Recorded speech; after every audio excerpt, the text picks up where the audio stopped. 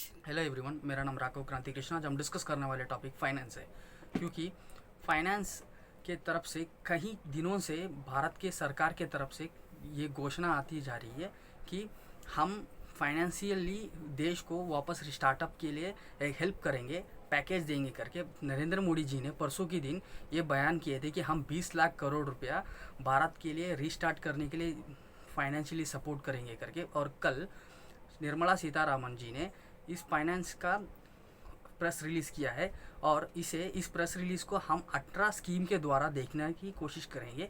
और 18 स्कीम में पहला स्कीम जो आता है वो स्मॉल स्केल बिजनेस के लोगों के ऊपर है। और वो स्मॉल स्केल बिजनेस, इसके ऊपर 6 स्कीम क्यों दिया है, इसके ऊपर ज़्यादा ध्यान देने की ज़रूरत है, क्योंकि 6 स्कीम सबसे ज़्यादा ये जो स्मॉल स्केल इंडस्ट्री से यही बहुत बड़ा प्रोवाइड जीडीपी प्रोवाइड करता है इंडियन गवर्नमेंट को। देखने जाएंगे तो 28% जीडीपी प्रोडक्शन इनके तरफ से ही आता है, और साथ ही साथ 40% का, सबसे ज़्यादा 40% फॉरेन के लिए एक्सपोर्ट भी इनके तरफ से ही होता है। इसके अलावा इन लोगों को 3 भाग में विभाजित किया है। एक माइक्रो इंडस्ट्रीज, माइक्रो सेक्टर यानी छोटे लेवल पे 25 लाख के अंदर का जो लेवल था उन लोगों को, और इसे बढ़ाकर यानी 3 गुना बढ़ाकर 1 करोड़ रुपया कर दिया है। यानी इन लोगों को जीएसटी में और इन लोगों को लोन और सभी चीज़ों में छूट 1 करोड़ तक दिया गया है। और इसके अलावा स्मॉल स्केल आता है। स्मॉल स्केल्स में सर्विस सेक्टर, और सभी में सर्विस सेक्टर और इंडस्ट्रियल सेक्टर दोनों अलग अलग करके आते हैं, और इसमें इन लोगों को 1 करोड़ से 2 करोड़ तक बढ़ावा दिया है। और इसके अलावा मीडियम सेक्टर जो है उसमें 2 करोड़ से 5 करोड़ तक बढ़ावा दिया है। और ये जो है बहुत बड़ा हेल्प मिलेगा, क्योंकि आगे फ्यूचर में इंडिया को बहुत बड़ा सपोर्ट मिल सकता है।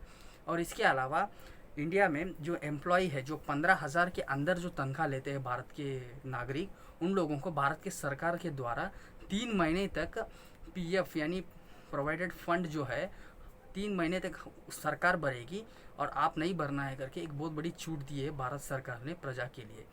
और साथ ही साथ जो नॉन बैंकिंग फाइनेंशियल्स की कंपनी से उन लोगों को 2 स्कीम्स दिया गया है। और जो स्मॉल स्केल फाइनेंस है उन लोगों को 2 स्कीम दिया है। जो स्मॉल स्केल फाइनेंस जो है, जो महिलाएं जो रहते हैं घरों में, और उन महिलाओं को सपोर्ट देते हैं, यानी लिज्जत पापड़, टेलरिंग करना, और कई ऐसे जो घर के अंदर जो महिलाएं वर्क करते हैं उन लोगों को 25,000 से 30,000 यानी 50,000 के अंदर जो फाइनेंस देते हैं उन लोगों को माइक्रो फाइनेंस कहते हैं। उन लोगों को भी 2 स्कीम दिया गया है। और इसके अलावा एक स्कीम डिस्ट्रीब्यूटर पावर, यानी इलेक्ट्रिसिटी जो डिस्ट्रीब्यूट करता है इंडिया पूरा कहीं कंपनी से, उन कंपनी लॉस में चल रही, ऐसा सरकार मध्य सरकार के नज़रों में आया। इसके लिए उन लोगों ने क्या किया है, इन लोगों की एक स्कीम निकाल कर उन लोगों को प्रॉफिट में लाने की कोशिश किया है। इसके अलावा रियल एस्टेट के ऊपर एक स्कीम दिया है, यानी कई लोग रियल एस्टेट में ज़मीन वगैरह खरीद लिए है, ये हम बैंक में लोन लेकर, उन लोगों को भी कई छूट दिया गया है। इसके अलावा 3 स्कीम्स दिए है वो इनकम टैक्स के ऊपर।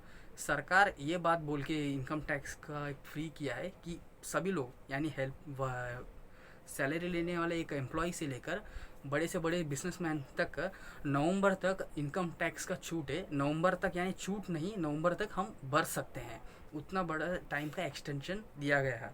इसके अलावा गवर्नमेंट की जो कॉन्ट्रैक्ट्स थी, यानी municipal contracts, building contracts, road contracts वगैरह, वो कॉन्ट्रैक्ट्स को सरकार ने एक्सटेंशन दिया है। यानी तुम 3 महीने से और 6 महीना तक भी समय लेकर भारत को जो सरकार ने जो आपको कॉन्ट्रैक्ट दिया है वो पूरी तरीके से आप कर देना चाहिए। इसके अलावा कई लोगों ने मुझसे पूछने के लिए फ़ोन किए थे कि क्रांति भाई, सरकार ईएमआई ख़त्म हो गया, ईएमआई 3 महीने के लिए मत भरिए, ऐसा बोला, बाद में वापस 6 महीने के लिए मत भरिए, ऐसा कई विषय बोले हैं। तो इन विषय को हम थोड़ा ध्यान देने की कोशिश करेंगे, क्योंकि सरकार ने तो बोला ईएमआई 3 महीने तक नहीं है करके, पर कहीं लोगों को ये शक आ गया कि ये 3 महीने के लिए हम नहीं भरेंगे तो हमें कहीं चेक बाउंस का यानी फ़ाइन भरना होगा क्या, या नहीं तो हम लोगों को इस 3 महीने की जो हमने ईएमआई नहीं भरा उसके लिए इंटरेस्ट बढ़ेगा क्या, ऐसे कई शक उन लोगों को आया था।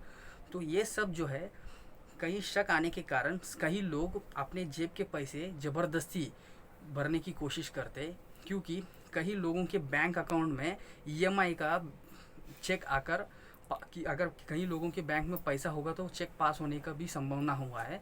तो इसके कारण सरकार ये विषय को मद्देनज़र में रख कर प्रजा को जो भी स्कीम्स प्रोवाइड करते हैं वो स्कीम्स के बारे में बिल्कुल सीधी तरीके से समझाने की कोशिश करना चाहिए, क्योंकि ऐसे स्कीम्स प्रजा के लिए जो सरकार प्रोवाइड करती है वो स्कीम्स में सिर्फ 25% ही प्रजा को पहुंच पाता है, फ़ायदा हो कर पाता है, और बाकी 75% जो है वो नुकसान ही होता है, क्योंकि इन लोगों को हम भारत के तरफ से ठीक तरीके से समझाया नहीं जाता है, इसके लिए नुकसान हो जाता है। तो ये सरकार को ये ध्यान देना चाहिए इस विषय पर। इसके अलावा इंडियन गवर्नमेंट ने एक विषय निर्णय लिया है, पैरा मिलिट्री फोर्स के कैंटीनों में हम आने वाले दिनों में यानी जून के महीने से हम स्वदेशी प्रोडक्ट्स रखेंगे, विदेशी प्रोडक्ट्स नहीं रखेंगे। तो इसके लिए हम ये विषय को समझने की कोशिश करें, क्योंकि 28 करोड़ रुपया हर साल इन पैरा मिलिट्री फोर्स के ऊपर से विदेशी कंपनियों को फ़ायदा होता है। तो इसके लिए भारत सरकार ने ये विषय का ऊपर निर्णय लिया है कि हम हमारे सैनिकों को स्वदेशी प्रोडक्ट्स लेने के लिए कंपल करेंगे और उनके कैंटीनों में यही प्रोडक्ट रखने के लिए कोशिश करेंगे।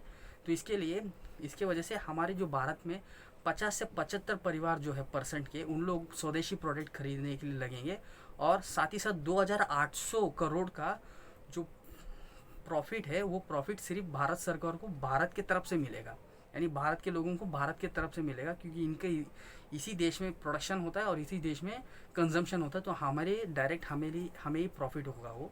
और इसके अलावा हम ये भी समझने की कोशिश करेंगे कि भारत आने वाले दिनों में भारत के फाइनेंस मिनिस्टर आने वाले दिनों में क्या क्या योजना बनाएंगे, क्योंकि 3 दिन का और बाकी है बजट आउटपुट करने के लिए। तो इस विषय को भी ध्यान रखेंगे, उसमें किसान आएंगे और वर्कर्स आएंगे, इनको भी थोड़ा मद्देनज़र में रखकर अच्छे विषय और साथ ही साथ इनको सब्सिडी अच्छी तरीके से देना चाहिए करके हम सरकार से मांग करते हैं।